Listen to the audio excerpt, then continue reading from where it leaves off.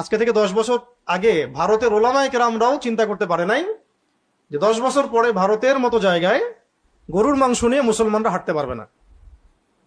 ভাবছিল?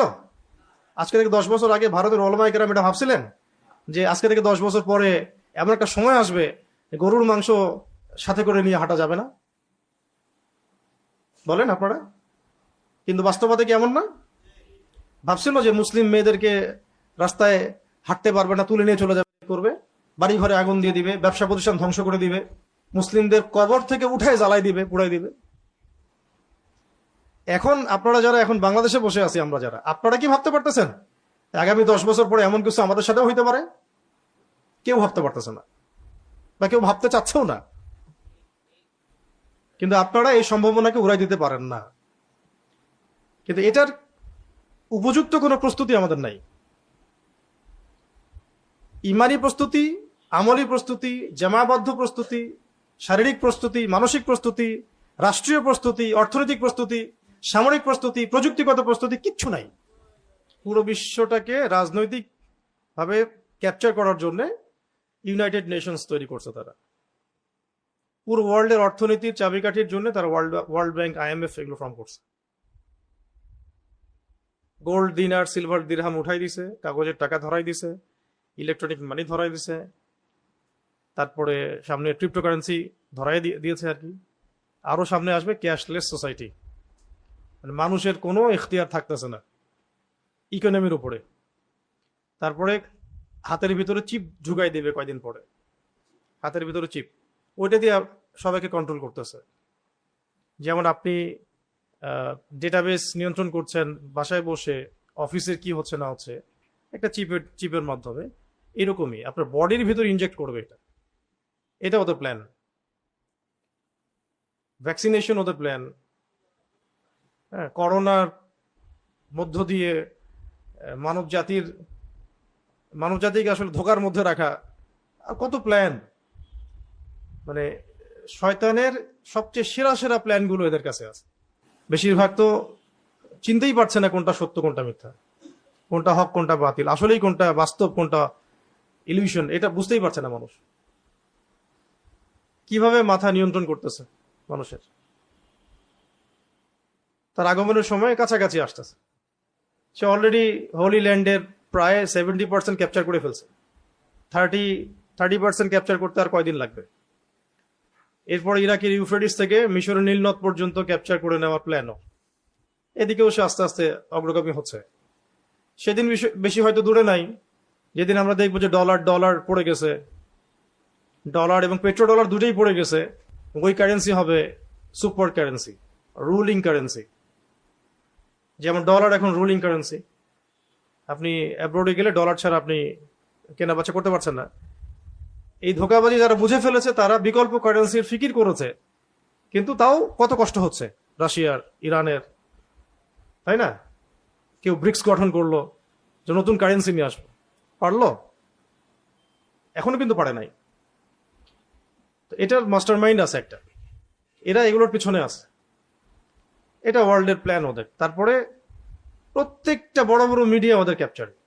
বড় মিডিয়াগুলোর আন্ডারে যত আঞ্চলিক ছোট ছোট মিডিয়াগুলো আছে, আমাদের এই যে রামবাম সুশীলদের যে মিডিয়াগুলো, এগুলো এদের সাথে লেজুর বৃত্তি করা। ওরা যে ভাষায় কথা বলবে তারাও সেই ভাষায় অনুবাদ করে দিবে আপনাকে শুধু। হ্যাঁ, সারা দুনিয়া গারাত হয়ে যাক, এদের কোনো মাথা ব্যথা নাই। আপনারা বুঝতে পারতেছেন না যে কিসের ভিতরে রাখা হয়েছে আপনাদেরকে, মানে আমাদেরকে। সবকিছু পরিকল্পিত, কোনো কিছু অপরিকল্পিত না। এবং আমাদের মগজ নিয়ে খেলা হচ্ছে। তারপরে যত বড় বড় প্রযুক্তিগুলা যার ধার কাছে আমাদের চিন্তা নাই, সেগুলো ওরা ক্যাপচার করে বসে আছে। এবং আরো যে 30 বছর 40 বছর পরের যে প্ল্যান ওদের, ওটা আরো যে কত ভয়ঙ্কর, এটা বুঝতে আমাদের আরো হয়তো 10 বছর লাগবে। বিয়ে শাদী নিয়ে এত কথা হচ্ছে না, ও বিয়ে শাদী ওরা বাদ, ওরা এখন AI রোবট বিয়ে করবে কয়দিন পরে। মেয়ের ধার কাছেই যাবো না আমরা। হ্যাঁ, ওরাই চিন্তা করছে তো, AI রোবটকে বিয়ে করবে। একদম মানুষের মতোই নাকি, সবকিছু মানুষের মতোই। মানে দেখেন,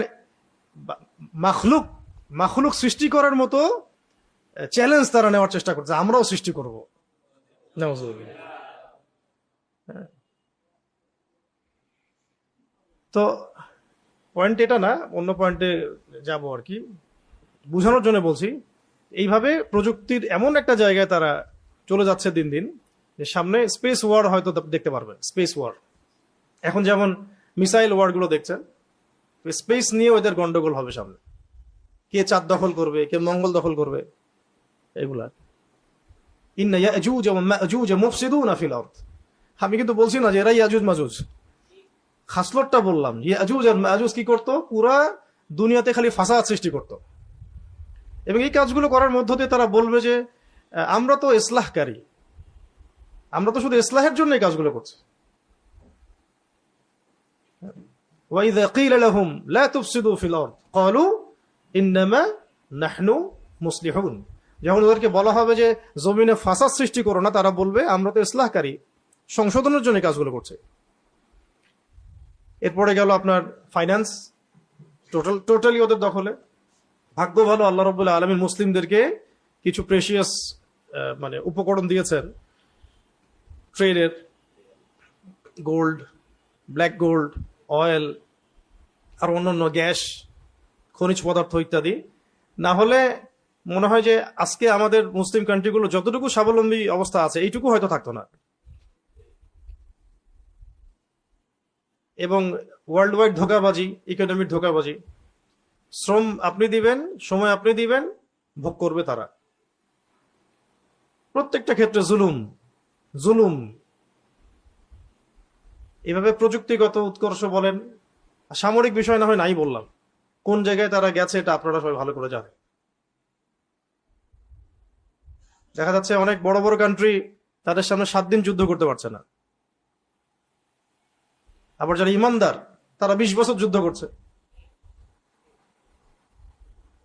তো এইরকম একটা জায়গায় বিশ্ব দিন দিন আগাচ্ছে, এবং এটার আঞ্চলিক প্রভাব পড়ছে। বিশ্বটাকে একটা চেইনের মধ্যে সে গেঁথে ফেলছে, এবং এটার প্রভাব আমাদের এই সাবকন্টিনেন্টের মধ্যেও পড়বে। এরা যেহেতু একই চেইনে গাথা, এবং মোনাফেকরা অবশ্যই, আরবের মোনাফেকরাও, সেহেতু প্রত্যেকটা জায়গায় ওদের কন্ট্রোল আছে। দ্যাটস ওয়াই আপনি দেখবেন যে ইসরায়েল যেমন গ্রেটার ইসরায়েল প্ল্যানে হাঁটছে, সেরকম ইন্ডিয়াও বলছে যে আমরা অখণ্ড ভারত চাই। সেম ট্যাকটিক, আমরা অখণ্ড ভারত চাই, মানে বাংলাদেশ, শ্রীলঙ্কা, ভুটান টুটান, পাকিস্তান সব নিয়ে ও একটা অখণ্ড ভারত করবে। কাল্পনিক স্বপ্ন দেখতেছে আর কি। হ্যাঁ, গরুর মূত্র আর গোবর বেশি বেশি খাইলে মাথায় এরকম নেশা চড়ে। এটা অখণ্ড ভারত করবে, এটা প্ল্যান ওদের। এদের এটা প্ল্যান, কিন্তু ওদের কিন্তু ওই ক্যাপাবিলিটি নাই যেটা আছে। আর এখানে দেখেন আপনি যে মুসলিমদের কবরস্থানে আগুন দিচ্ছে, বাড়ি ঘর জ্বালায় ফেলতেছে, বলতেছে রামরাজ্য কায়েম হয়ে গেছে। আপনারা কি ডটস মিলাইতে পারতেছেন? যে জিনিসটা মধ্যপ্রাচ্যে চলছে, এগুলোর প্রভাব এই সাবকন্টিনেন্টেও লাগবেই লাগবে, আজ হোক আর কাল হোক। যতই এড়ায় যেতে চান পারবেন না। একটাই রাস্তা, তো 2টা রাস্তা আর কি। একটা হলো ওদের সাথে দাসত্ব করা, ওদের দাসত্ব করে পা চাটা, যেটা কখনো কখনো ক্ষেত্র বিশেষে সরকার করলেও জনগণ চায় না। বহু ক্ষেত্রে সরকার বিভিন্ন জায়গায়, গভর্নমেন্ট যদিও অ্যালায়েন্স করে, বন্ধুত্ব করে ফেলে, সমঝোতা করে ফেলে, জনগণ ইমানদাররা চায় না এটা, তখন কনফ্লিক্ট তৈরি হয়। আরেকটা রাস্তা হলো এদের সাথে প্রতিরোধের ভাষায় কথা বলা, যে ভাষায় তারা কথা বলবে সেই ভাষায় রিপ্লাই দেওয়া। এগুলো এড়িয়ে যাওয়ার কোনো সুযোগ নাই সামনে। আজকে থেকে 10 বছর আগে ভারতের ওলামায়ে কেরামরাও চিন্তা করতে পারে নাই যে 10 বছর পরে ভারতের মতো জায়গায় গরুর মাংস নিয়ে মুসলমানরা হাঁটতে পারবে না। ভাবছিল? আজকে থেকে 10 বছর আগে ভারতের ওলামায়ে কেরাম এটা ভাবছিলেন যে আজকে থেকে 10 বছর পরে এমন একটা সময় আসবে গরুর মাংস সাথে করে নিয়ে হাঁটা যাবে না? বলেন আপনারা। কিন্তু বাস্তবতা কি এমন না?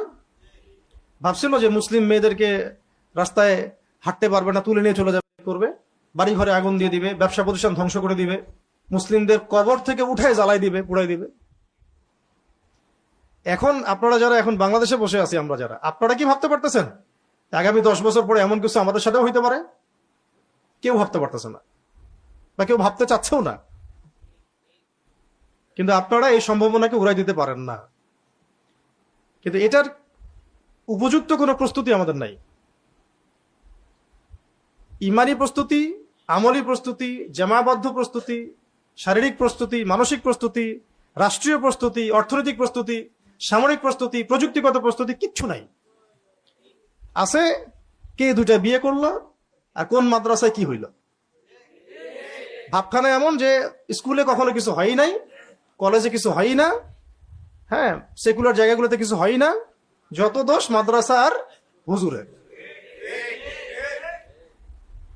এমন ভাবে হুজুরকে হাইলাইট করা হচ্ছে, মনে হচ্ছে সে যেন জিনা করছে।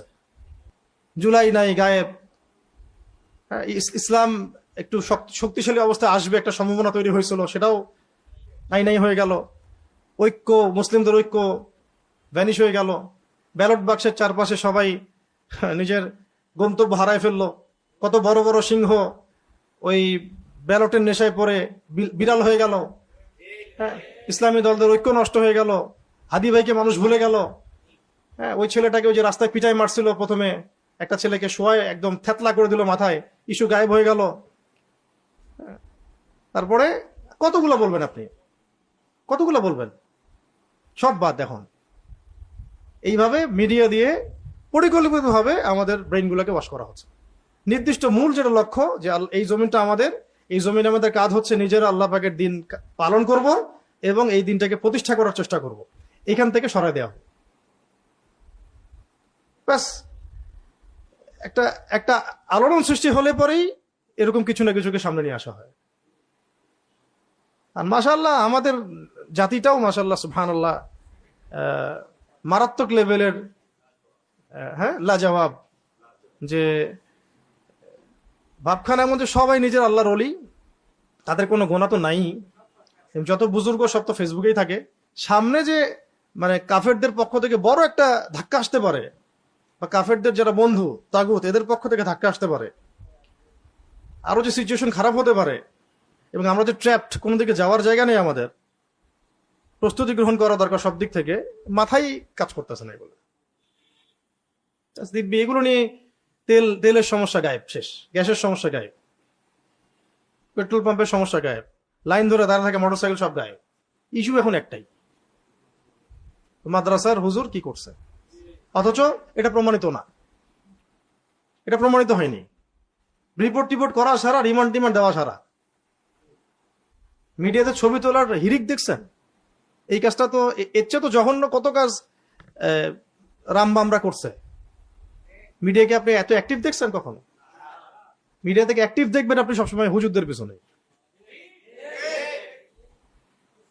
এই হলো বাস্তবতা বাংলাদেশের। কি করবেন, কাকে ওয়াজ করবেন, কি বুঝাবেন? নিজেদের চোখ নিজেরা না খুললে আর কে খুলে দিবে? এখন পর্যন্ত আমাদের উপরে যা হচ্ছে এগুলো আমরা ডিজার্ভ করি। আমাদের উপরে যা হচ্ছে, জিল্লতি, লাঞ্ছনা, অপদস্থতা, এগুলো আমরা ডিজার্ভ করি। আমাদের এর চেয়ে ভালো কিছু হওয়া উচিত না এখন পর্যন্ত। আর ধরাই দিছে সবার হাতে হাতে একটা ফোন, সোশ্যাল নেটওয়ার্কিং। আমার কাছে পাবলিক টয়লেটের মতো মনে হয় বিষয়টা। যে কেউ আসতে পারে, টয়লেট করে চলে যেতে পারে, এর চেয়ে বেশি কিছু না এটা। ভাবখানা এমন যে বলতেছে সে কত বড় পণ্ডিত, সামনে নিয়ে এসে দেন একটা সূরা তেলাওয়াত করতে পারে না, সে অন্যকে ধুয়ে রেখে দিচ্ছে একদম। কি অবস্থা! যে যার কোনো জ্ঞানই নেই কোনো বিষয়ে, সেও কথা বলতেছে, সেও লিখতেছে, সেও বলতেছে। গোনাহে তো কোনো ভয়ই নাই, যেটা মানুষের হক নষ্ট হচ্ছে, গীবত হচ্ছে, তহমত হচ্ছে, ইলজাম হচ্ছে, আমাকে আল্লাহ পাক ধরবেন এটার জন্য, এটা কোনো ভয়ই নাই। এভাবেই ব্যস্ত রাখা হচ্ছে। তো আমি এত গভীরে যেতে যাই নাই, একটা বিষয় বোঝানোর জন্য এদিকে আসলাম। যে ইব্রাহিম আলাইহিস সালাম সত্য পাওয়ার পরে তার পরিবার থেকে শুরু করে সমাজ এবং কওম, তার কওমকে সত্যটা স্পষ্ট করার জন্য দাওয়াত দিয়েছিলেন। কিসের ইবাদত করছো তোমরা? এই যে আমি এতগুলো কথা বললাম, এগুলো হচ্ছে ওয়ার্ল্ড এবং দেশ, রাষ্ট্র, আঞ্চলিকতার বাস্তবতা। আর আমরা কি করতেছি? কিসের ইস্যু নিয়ে পড়ে আছে। আর এর মধ্যে শিরক তো আছেই, বেদাত তো আছেই, কুফর তো আছে, হারাম তো আছে। মানুষ ঘুষ দিয়ে সুদের চাকরি নিচ্ছে,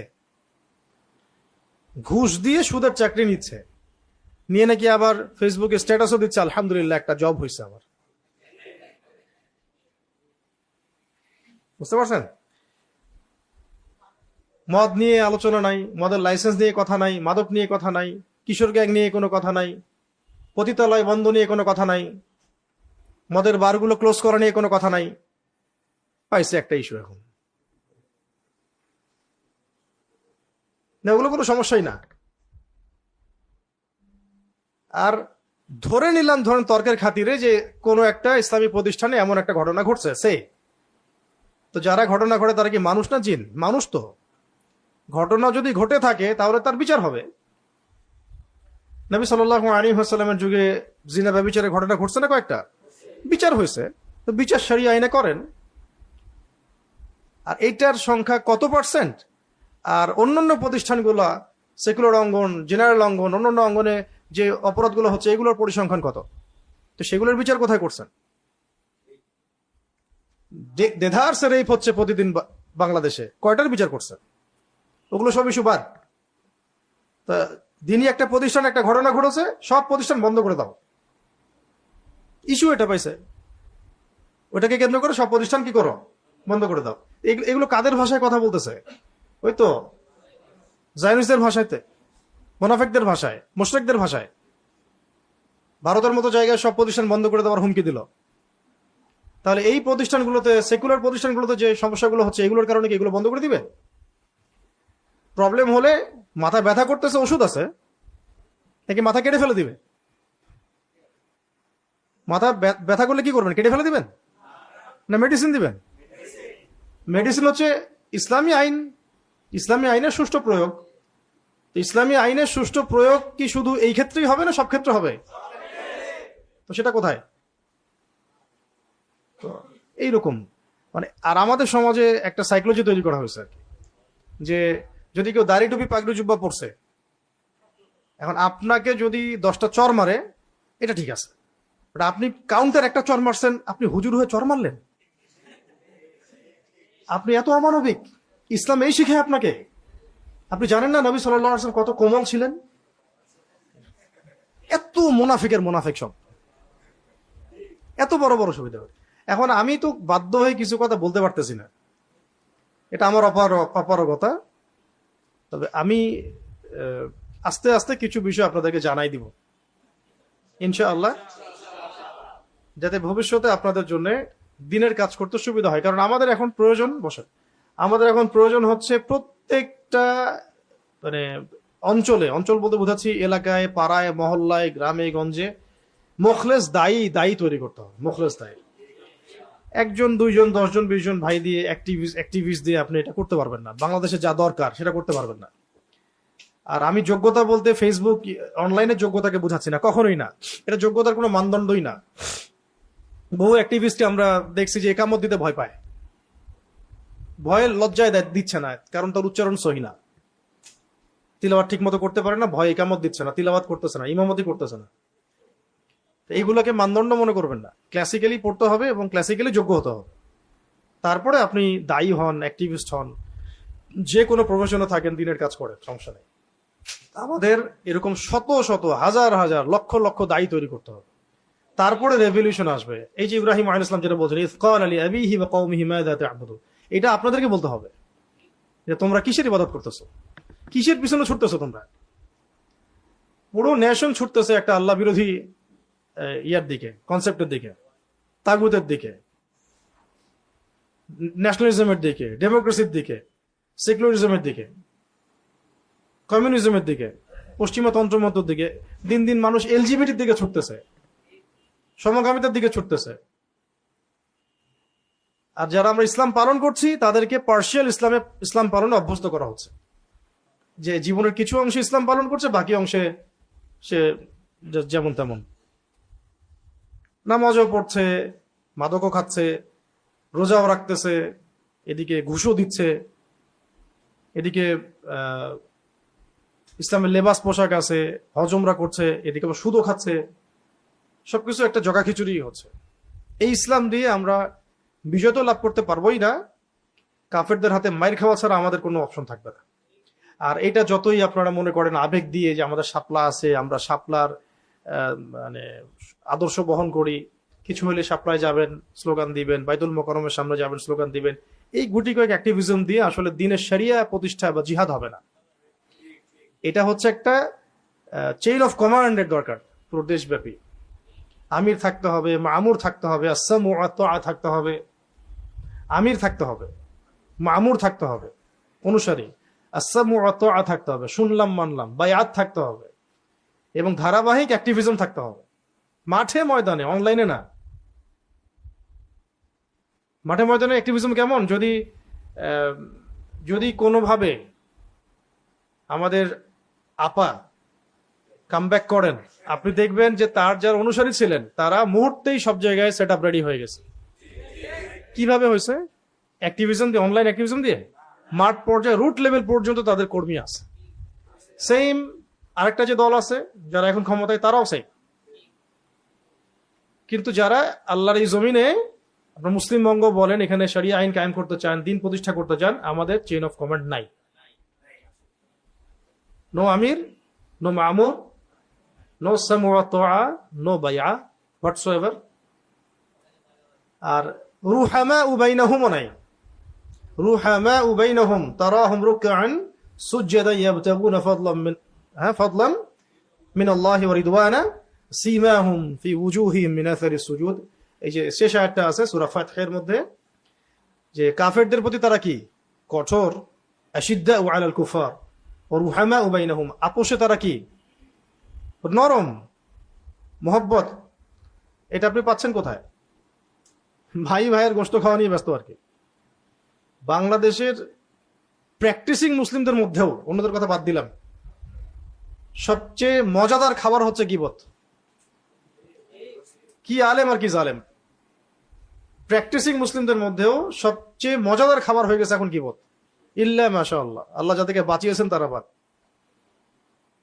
সবচেয়ে মজাদার খাবার এটা, খুব টেস্টি। একবার খাইতে শুরু করলে পেটই ভরে না। হ্যাঁ, জানুক না জানুক, বুঝুক না বুঝুক, গীবতের সাথে অপবাদ, তহমত, ধারণা, কুধারণা, হয়তোবা এমন, হয়তোবা তেমন, আরে ওইটা তো এমন, মানে সে নিজেকে আল্লাহর জায়গায় নিয়ে জাজ করা শুরু করতেছে। পারলে বলেই দেয় যে আরে ওটা তো জাহান্নামী। ওটা বলতে পারে না খালি। তো এইগুলো দিয়ে ভাই দিনের ওই কাঙ্ক্ষিত বিজয়টা হবে না। ইব্রাহিম আলাইহিস সালামের মতো আমাদেরকে আগে এইভাবে কওমকে প্রশ্ন করা শিখতে হবে যে মাযা তা'বুদুন, কিসের ইবাদত করতেছো তোমরা, এগুলা কি করতেছো তোমরা? মানে এটা একটা কথা, তোমরা করতেছোটা কি? কি তারপরে উনি বলছেন আইফকান আলিহাতান দুনাল্লাহি তুরিদুন, তোমরা কি আল্লাহকে বাদ দিয়ে, তোমরা কি আল্লাহ, মহান আল্লাহকে বাদ দিয়ে অলিক ইলাহ সমূহের ইবাদত করছো? প্রশ্নটা এমন, তোমরা আল্লাহকে বাদ দিয়ে কি মিথ্যা অলিক ইলাহ এগুলোর ইবাদত করছো? ওই সময় তারা ইবাদত করছিল কিসের? মূর্তির। মূর্তির, নক্ষত্রের, চাঁদের, সূর্যের, গাছপালার, প্রকৃতির ইত্যাদি। আবু জাহেলের সময় কি হচ্ছে? লাত, উজ্জা, হুবল, মানাত, এইগুলাই। এখন কি হচ্ছে এই সময়ের সাথে মিলান? এখন তো এরকম শিরক হচ্ছেই, আবার কবর পূজা, মাজার পূজা এগুলো আছে, আবার তন্ত্রমন্ত্রের পূজাও আছে, বিভিন্ন তন্ত্রমন্ত্রের পূজা, যেগুলো আল্লাহ বিরোধী তন্ত্রমন্ত্র আছে না? এটাও প্রশ্ন করতে হবে এই কওমকে, আইফকান আলিহাতান দুনাল্লাহি তুরিদুন, তোমরা কি আল্লাহকে বাদ দিয়ে, আল্লাহর বিধান, আল্লাহর আইন, আল্লাহর শরিয়া এগুলো বাদ দিয়ে মানব রচিত তন্ত্রমন্ত্রের পূজা করতেছ? এই প্রশ্ন আমাদেরকে করতে হবে এখন। তারপরে ফামা যান্নুকুম বিরাব্বিল আলামিন, রব্বুল আলামিন সম্পর্কে তোমাদের কি ধারণা? রব্বুল আলামিন সম্পর্কে তোমরা কি ধারণা রাখো? তোমরা কি ধারণা রাখো যে তিনি শুধু নামাজের রব, রোজার রব, যাকাতের রব, রাজনৈতিক, সামাজিক, অর্থনৈতিক এইসব হেদায়েতের রব তিনি নন? ওটা মানা হয় কোথায়? কোথায় মানা হয়?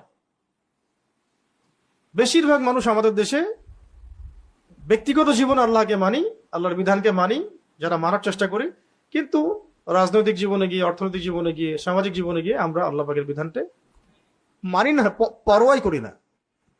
বেশিরভাগ পরোয়াই করি না আমরা। মানতেই চায় না যে আসলে আল্লাহ পাকের পক্ষ থেকে এই ক্ষেত্রেও বিধান আছে। সরাসরি তো বলে দেয় কেউ কেউ যে আমরা শরিয়া আইন টাইন মানি না। কেউ বলে দেয় ইসলামী লেবাস নিয়ে নাম নিয়ে বলে দেয় আমরা তো শরিয়া আইন প্রতিষ্ঠা করতে চাই না, সরাসরি বলে দেয়। তো কি প্রতিষ্ঠা করতে চান আপনি? তাগুত, আল্লাহ বিরোধী আইন? আল্লাহর আইনের বাহিরে ইনসাফটা আছে কোথায়? যে ইনসাফের কথাটা বলা হয় যে আমরা ইনসাফ প্রতিষ্ঠা করতে চাই, ইনসাফটা কোত্থেকে আনবেন আপনি? ফরাসি বিপ্লব থেকে নাকি চে গুয়েভারের আন্দোলন থেকে নাকি মার্কসের দর্শন থেকে না স্টেলিন থেকে নাকি মাও সেতুং থেকে না মুসোলিনি থেকে? কোত্থেকে আনবেন ইনসাফটা? আনবেন কোত্থেকে? ইনসাফ আছে কোথায়?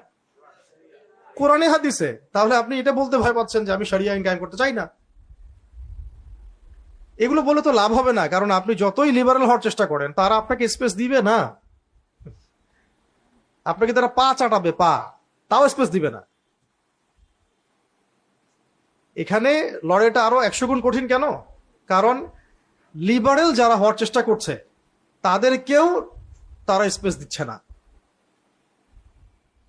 কারণ ভয়ে, যদি লিবারেলিজম নিয়েও এসে যদি ইসলামের কিছু বাস্তবায়ন করে দেয়, ভয়ে। আর আপনারা চাচ্ছেন আল্লাহ পাকের জমিনে শরিয়া কায়েম করতে, এগুলোর কথা বলতে চান, এগুলো মানুষকে জানাতে চান। আপনাদের লড়াইটা তো 1000 গুণ কঠিন। মানে আমাদের এখনো এই জাতি এর বীজই বপন হয়নি। এখানে এখানে এই এই এই যে আদর্শটা, এটার বীজই এখনো বপন হয়নি। ধরে নেন যে এখন থেকে আপনাকে মিনিমাম 10-20 বছর দাওয়াতের কাজ করতে হবে। তাও আপনাকে আমাকে একা না, সবাই মিলেই করতে হবে। তারপরে একটা কম হয়তো তৈরি হবে ইনশাআল্লাহ, যারা আল্লাহর জমিনে আল্লাহর দিন চায়। আর এই ভাইদের যাদের কথা বলছি তাদেরকে আপনি অবজ্ঞা করবেন না, তাদেরকেও আমাদের শক্তি হিসেবে কাজে লাগাতে হবে। তারা তো অমুসলিম না, ঠিক আছে? এবং দাওয়াতের কাজটা সব মহলেই করতে হবে, সব মহলেই। কে জানে কোন তাগুতপন্থী থেকেই দেখা যাবে যে ওমর রাদিয়াল্লাহু আনহুর মতো একজন সাহাবীর মতো মানুষ বের হয়ে আসতেছেন। সাহাবীর মতো বলতে বোঝাচ্ছি যে ওই আদর্শের, যেমন ওমর রাদিয়াল্লাহু আনহু দারুন নাদওয়া থেকে বের হয়ে আসলেন না, বের হয়ে এসে ইসলামের বলিষ্ঠ সৈনিক হয়ে গেলেন, খোলাফায়ে রাশেদাদের মধ্যে অন্তর্ভুক্ত হয়ে গেলেন, প্রকাশ্যে ইসলামের দাওয়াত শুরু হয়ে গেল, একাই পুরো 100 জনকে চ্যালেঞ্জ করা শুরু করলেন। এরকম বহু মানুষ বের হয়ে আসবে ইনশাআল্লাহ, যারা এখনো হয়তো যারা দেখা যাবে তাগুতের কোনো বাহিনীতে আছে, অথবা কোনো পলিটিশিয়ান মানে পলিটিক্সের মধ্যে আছে, অথবা হারামের মধ্যে আছে, অথবা আল্লাহ দ্রোহী কোনো মতবাদের মধ্যেই আছে, এমনকি নাস্তিকও আছে, সেও হয়তো বের হয়ে আসবে। দাওয়াত সব মহলেই দিতে হবে। তো ফামা যন্নুকুম বিরাব্বিল আলামিন। এরপরে আয়াতে এসেছে 88 নম্বর আয়াতে ফানাযারা নাযরাতান ফিন নুজুম। এবার তিনি ওই নক্ষত্রের দিকে তাকালেন, নজর দিলেন, নক্ষত্র তারকারাজিগুলোর দিকে তাকালেন। কে? এবং বললেন ফাকালা ইন্নী সাকিম, এবং বললেন যে আমি অসুস্থ, আমি অসুস্থ। কখনকার ঘটনা বুঝতে পারছেন তো? ওটা তো ব্যাখ্যা করছি না। ওই যে পূজা ইয়া হবে, মেলা হবে, ওটা তো জানেন তো আপনারা। হ্যাঁ হ্যাঁ, তুমি যাবা কিনা, ওইটা শর্টকাটে বলা হচ্ছে এখানে আর কি, সামারি করে। ফানাযারা নাযরাতান ফিন নুজুম ফাকালা ইন্নী সাকিম। তিনি তারকার রাজির দিকে তাকালেন, বললেন যে আমি অসুস্থ। সত্যি কথা বলতে চতুর্দিকে যখন আপনি গুনাহ দেখবেন, শিরক দেখবেন, কুফর দেখবেন, পাপ আর পাপ, এই যে আমাদের কওম ইস্যু নিয়ে দিশেহারা, আপনিও বলবেন যে আমি অসুস্থ। আমি কি ভাই, আমি আকাশের দিকে তাকায় বলবেন যে আমি তো অসুস্থ। বুঝতে পারছেন কথাটার মানে গভীরতা কোথায়? উনি কিন্তু ফিজিক্যালি এখানে অসুস্থতা বুঝান নাই, ওনার মন ভালো নাই। আমি মেন্টালি এখনো সিক না, মানে আমি মেন্টালি সাউন্ড না, এখন আমি ভালো লাগছে না এগুলো আমার কাছে। এটা এড়িয়ে যাওয়ার জন্য, সব ফিতনাগুলো এড়িয়ে যাওয়ার জন্য তিনি বলেছেন আমি অসুস্থ। এটা মিথ্যা কথা না, কিন্তু এটা কৌশল করা। চতুর্দিকে গান বাজতেছে ধুম ধারাক্কা, আপনি কি করবেন? আয় এখানে, আয় পার্টিতে, আপনি বলবেন যে আমি ভাই অসুস্থ আছি, তোরা যা। এরকম না, আপনি মেন্টালি অসুস্থ, মানসিকভাবে আপনি ভালো নাই, কারণ আপনার মন এটা সায় দিচ্ছে না। এটা একটা খুব ভালো একটা আয়াত, মানে খুব চমৎকার একটা আয়াত। কিন্তু এরকম সিচুয়েশনে মুমিনরা পড়বেই এই ফিতনার জামানায়। যখন বলতে আপনি বাধ্য হবেন যে আমি ভাই আমি অসুস্থ, আমি পারবো না। তো এরপরে ফাতাওয়াল্লাউ আনহু মুদবিরিন, এরপর তাকে রেখে তারা সবাই চলে গেল। তাকে বলতে কাকে? ইব্রাহিম আলাইহিস সালামকে রেখেই তারা চলে গেল। যখন আপনি আপনার জায়গায় অটল থাকবেন, তারা আপনাকে ছেড়ে দিবে। আপনি কনফ্লিক্টে যান নাই, বলেছেন যে আমি এসবের সাথে একমত না, আপনারা যান পড়েন, আমি অসুস্থ, চলে গেছে ওরা। এবার তিনি যেটা করলেন, ফারাগা ইলা আলিহাতিহিম, এবার তিনি ফারেগ হলেন। ফারেগ হলেন মানে হচ্ছে কি হলেন? নিজের, হ্যাঁ, ফারেগ হলেন মানে অবসর পেলেন এমন না, মানে তিনি পুরোপুরি সন্তর্পণে ধীরে সুস্থে প্ল্যান করে দেবতাগুলোর দিকে গেলেন। দেবতাগুলো বলতে ওই যে ওই সময়কার যে মূর্তিগুলা। ফাকালা আলা তাকুলুন, এবার গিয়ে তাদেরকে বলছেন যে আলা তাকুলুন, তোমরা এগুলো খাবা না? দেবতাগুলোকে বলছেন ফাকালা আলা তাকুলুন, তোমরা এগুলো খাবা না? খাবারগুলো খাবি না তোরা? এরকম কথা। এইভাবে বললে আবার আমাদের অনেক সুশীল বের হয়ে যাবে। আপনি কি দেবতাদেরকে গালি দিলেন? হ্যাঁ, ধর্মীয় অনুভূতিতে আঘাত করলেন নাকি? না, বরং আমরা আমাদের কমিউনিটির মধ্যে যে হিন্দু ধর্মাবলম্বী ভাইরা আছেন, ওই অর্থে ভাই বললাম আর কি, আদম সন্তান, শরিয়ার দৃষ্টিকোণ থেকে, ধর্মের দৃষ্টিকোণ থেকে তো ভাই না, আদম আলাইহিস সালামের সন্তান। তো তাদেরকে আমরা বলতে চাই যে এখানে ইব্রাহিম আলাইহিস সালাম যে একটা মূলনীতি অবলম্বন করেছেন, এটা আপনি আপনার দেবতার সামনে গিয়ে করেন। দেবতার সামনে দাঁড়ায় বলেন আলা তাকুলুন, তুমি খাবা না এটা? দেখেন কি অ্যান্সার আসে। তুমি খাবা না? সূরা মারিয়ামে আরো আছে যে হে আমার ইয়া আবাতি, হে আমার বাবা, তুমি লিমা তা'বুদু, তুমি এমন ইলাহের ইবাদত কেন করো? মা লা ইয়াসমাউ, যে শুনে না, মা লা ইয়াসমাউ ওয়া লা ইউবসিরু, এবং দেখেও না। মা লা ইয়াসমাউ, ইয়া আবাতি লিমা তা'বুদু মা লা ইয়াসমাউ ওয়া লা ইউবসিরু ওয়া লা ইউগনি আনকা শাইআ, এবং তোমার কোনো উপকারও করতে পারে না, ক্ষতিও করতে পারে না। এমন ইলার ইবাদত কেন করো?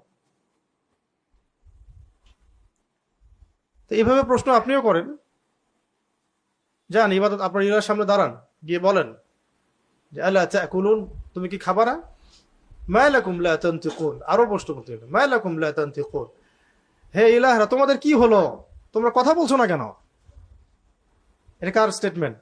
ইব্রাহিম আলাইহিস সালাম। আলা তাকুলুন, তোমরা কি খাবা না এই ভোগ প্রসাদ গুলা? মা লাকুম লা তানতিকুন, কি হইলো, কথা বলো না কেন? কারণ কোনো অ্যান্সার আসতেছে না, আবার জিজ্ঞাসা করছে কি হলো, কথা বলো না কেন? আরে খাইতে না পারো, কথা তো বলতে পারবা। খেতেও পারতেছে না, কথাও বলতে পারছে না। সূরা হজের মধ্যে আছে যে মাছিও তাড়াতে পারছে না, গায়ের মধ্যে একটা মাছি বসলে সেটা তাড়াতেও পারছে না, উপকারও করতে পারছে না, ক্ষতিও করতে পারছে না, শুনেও না, দেখে না। আপনারা তারপরে এদের ইবাদত করেন আর বলেন যে এদের আদর্শে রাম রাজ্য কায়েম করবে। একটা প্রাণী, চতুষ্পদ প্রাণী, যাকে আল্লাহ পাক আমাদের জন্য সৃষ্টি করেছেন, তার গোবর আপনার খাওয়াচ্ছে, আপনাদেরকে তার মূত্র আপনাদেরকে খাওয়াচ্ছে। কোন ধর্ম চিন্তা করছেন আপনি? তাহলে আপনাদের উচিত হবে, এই হিন্দু ভাইদের উচিত হবে ধর্মগ্রন্থ নিয়ে এই সন্ন্যাসীদেরকে, যারা ধর্মগ্রন্থ চর্চা করে, ওদেরকে চ্যালেঞ্জ করেন গিয়ে, এটা আছে কোথায় আমার ধর্মে, দেখাও। দেখি দেখাইতে পারে নাকি তারা। বরং তাদের ধর্মগ্রন্থ থাকবে যে আল্লাহ একজন, আল্লাহ একজন, তাদেরকে দাওয়াত দেওয়া উচিত। আপনাদেরকে এটা জাহান্নামের পথে নিয়ে যাচ্ছে। ধর্মগ্রন্থ পড়েন, পড়ে আপনাদের ধর্মনেতাদেরকে চ্যালেঞ্জ করেন, হুজুরদের পিছনে লাগাবাদ দিয়ে, যে আমার ধর্মে আছে কোথায় স্ট্যাচু ওয়ার্শিপ করতে হবে। স্ট্যাচু তো শুনেও না, দেখেও না, নড়েও না, চড়েও না, মাছিও দাঁড়াতে পারে না, প্রসাদ দিলে খেতেও পারে না, কথাও বলে না। কিসের ইবাদত করতেছেন আপনি? তো ইব্রাহিম আলাইহিস সালাম কিন্তু এগুলো টেস্ট করলেন, শুধু গিয়ে কুড়াল দিয়ে ভেঙে দিয়েছেন এমন না কিন্তু। খেয়াল করে দেখছেন, একটার পর একটা প্রশ্ন করতেছেন। তারপরে ফারাগ আলাইহিম দরবাম বিল ইয়ামিন, এবার কথা আর বলিস না, তোর সাথে কথা বলে কি হবে, একদম কুঠার নিয়ে, ডান হাতে কুঠার নিয়ে দরব, মানে একদম মাই শুরু করলেন। ফারাগ আলাইহিম দরবাম বিল ইয়ামিন, ফারাগ আলাইহিম দরবাম বিল ইয়ামিন, এরপর সে, মানে ইব্রাহিম আলাইহিস সালাম এদের উপরে সবলে আঘাত করা শুরু করলো, সজোরে। ডান হাতের কথা মানে সজোরে আঘাত করা শুরু করলো। ইব্রাহিম আলাইহিস সালাম এবার এই ওই সময়কার দেবতা যেগুলো ছিল এগুলোর উপর সজোরে আঘাত করা শুরু করে। এটা আপনি আবার এখন করতে যান না, কারণ এই এই শোনেন, এই আঘাত করার সুন্নত আছে আমাদের। কোত্থেকে নিব সুন্নতটা? মুহাম্মদ রাসূলুল্লাহ সাল্লাল্লাহু আলাইহি ওয়াসাল্লাম মক্কার 13 বছর, মক্কার 13 বছর আঘাত করেছিলেন নাকি ওগুলো থাকা অবস্থাতেই ইবাদত করেছেন? থাকা অবস্থাতেই ইবাদত করেছেন। যতক্ষণ না দাওয়াতের সাথে সাথে জিহাদের মধ্য দিয়ে ইসলামী ইমারা বা খেলাফা কায়েম না হচ্ছে এবং ইসলাম রাজনৈতিকভাবে শক্তিশালী না হচ্ছে ওই জায়গায়, ততক্ষণ আপনি ভাঙতে পারছেন না। যখন হয়ে যাবে তখন ওয়াকুল জা আল হক ওয়া যাহাকাল বাতিল ইন্নাল বাতিলা কানা যাহুকা পড়বেন আর ভাঙবেন। বুঝতে পারছি? এটা হচ্ছে নবী সাল্লাল্লাহু আলাইহি ওয়াসাল্লামের সুন্নাহ। 13 বছর কোনো শব্দ হয় নাই, চুপচাপ দাওয়াতের কাজ, দাওয়াত দাওয়াত দাওয়াত। এবং আমরা একটা টু শব্দও করি নাই। তাদের টু শব্দ বলতে তাদের কোনো ইলাহকে গালি দেওয়া হয়নি, কখনোই গালি দেইনি আমরা, শুধু সত্য মিথ্যা স্পষ্ট করা হয়েছে। ওই সময় কোনো রকমের সামরিক বা এরকম আঘাত করা, ভেঙে ফেলা কিছুই করা হয়নি, বরং হিজরত করে চলে যাওয়া হয়েছে। পরবর্তীতে মদিনা ইসলামী রাষ্ট্র কায়েম হয়েছে। এই রাষ্ট্র থেকে আরো দাওয়াত ও জিহাদের মধ্য দিয়ে টেরিটরি এক্সপ্যান্ড করেছে। পরে মক্কা বিজয় হয়েছে। সেই মক্কা বিজয় হওয়ার পরে কোনো মূর্তির অস্তিত্ব রাখা হয় নাই, সবগুলোকে ভেঙে ফেলা হয়েছে। কারণ ওই জায়গায় তখন মুসলিমদের কর্তৃত্ব প্রতিষ্ঠা হয়েছে। এই জায়গায় কি আপনি আসছেন এখনো? আমাদের মানে কি যে বুঝ, সুবহানাল্লাহ, সিরাতের অনেকের আল্লাহ আল্লাহ বুঝদান করেন। মক্কা বিজয় না করেই একদম এই মক্কা বিজয়ের মতো গণ ক্ষমা করে দেয়, বলে মাফ করে দিলাম, কারণ মক্কা বিজয় নবী সাল্লাল্লাহু আলাইহি ওয়াসাল্লাম মাফ করে দিয়েছেন। আপনি কি মক্কা বিজয় করছেন যে সবাইকে গণহারে মাফ করে দিলেন? বরং যত বড় বড় ফ্যাসিস্ট জালেম যারা যারা ছিল তাদেরকে ক্ষমার পর ক্ষমাটাই তো অন্যায় হয়েছে। এর ফলশ্রুতিতে নতুন রূপে নতুন শক্তি নিয়ে আবার জালেম এবং জুলুম ফিরে আসবে। জালেম এবং জুলুম নতুন নতুন শক্তি নিয়ে ফিরে আসবে, বিকজ আপনি মক্কা বিজয় না করেই গণ ক্ষমার দিকে গেছেন আর কি। ওই ক্ষমা অবশ্য মানে ওই ছাড় দেওয়ার যে মানসিকতা, এটা আবার ইসলামপন্থীদের ব্যাপারে দেখা যায় না। ইসলামপন্থীদের ব্যাপারে ছাড় দেওয়ার মানসিকতা আবার আপনাদের দেখা যায় না, বরং তাদের ভুল না থাকলেও ভুল বের করা, হ্যাঁ, কিভাবে আন্ডারস্টিমেট করা যায়, কিভাবে লেগে থাকা যায়, কিভাবে ডমিনেট করা যায়, এগুলো চলতে থাকে। কিন্তু বাস্তবতা কি জানেন? বাস্তবতা হচ্ছে যে অদূর ভবিষ্যতে এই দাড়ি টুপিওয়ালা মোল্লাদের হাতেই আপনাদের বিচার হবে ইনশাআল্লাহ।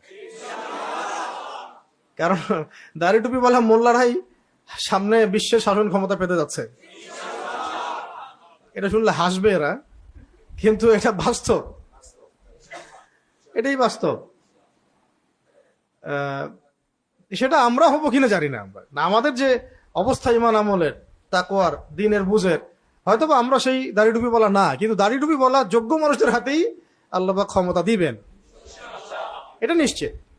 আমরা বলছি না আমরাই তারা, আমরা তো আসলে হিসেবেই পড়ি না, কোন দিক থেকে যোগ্য না। আমরা যোগ্য হলে তো আমরা এতদিন করতামই, যোগ্য হলে তো এতদিন আমাদের হাতে হয়তো চলেই আসতো। আমরা যোগ্য না, কিন্তু যোগ্য কম আসবে নিশ্চিত, এটা ইনশাআল্লাহ।